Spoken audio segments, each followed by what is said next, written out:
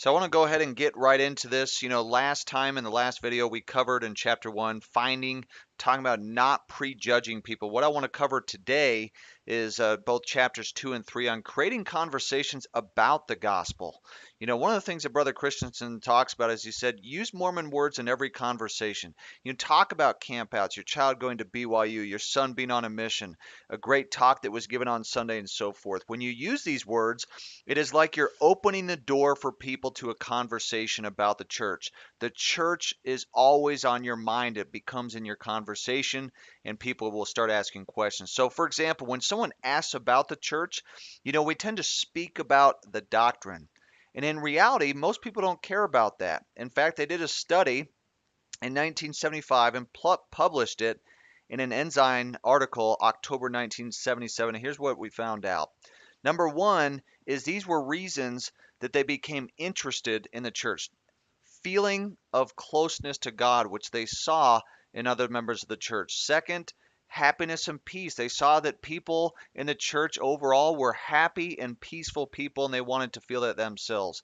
Number three, a better sense of direction, having purpose in life. They saw that with members of the church, and that attracted them. And here's what they found that was kind of interesting. Only 9% said that doctrine attracted them to the church. Yet sometimes we spend 90% of our time talking about eternal marriage, baptisms for the dead, going on missions, the prophets. And in reality, most people don't care about those things, nor do they even understand those things. So you have to be interested, not interesting. And here's how you do that. It's important that we spend time finding out what people are interested in about the church. You got to ask questions. Don't just tell them what you love about the church. Spend more time finding out what they desire than trying to explain what you love about the church. See, people don't care how much you know until they know how much you care. So, Brother Christensen also talks about inviting other people, and this is powerful. He says, inviting others to help us with our work in the church helps them feel needed, to realize what we have in common, and to feel the Spirit.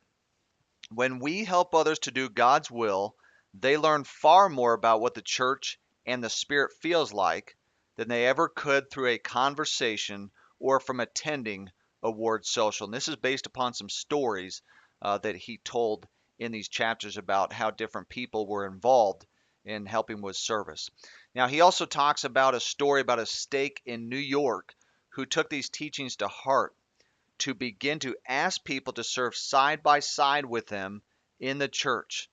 The number of people baptized the next year tripled, making them the top stake in the mission. Things like with a talk or something to do with Wednesday night with a boys' activity, someone who's a really good mechanic or a scientist, those kinds of things to help, and it literally helped change the lives of those boys as well as the people. Now, in the next video, we're going to be talking about sharing the gospel at work in a proud and confident way. And we want to make sure that you get connected. You can find us on Facebook at Mormons Love Jesus Christ. You can look that up, as well as Mormon LDS 19 on YouTube. You'll find our videos there.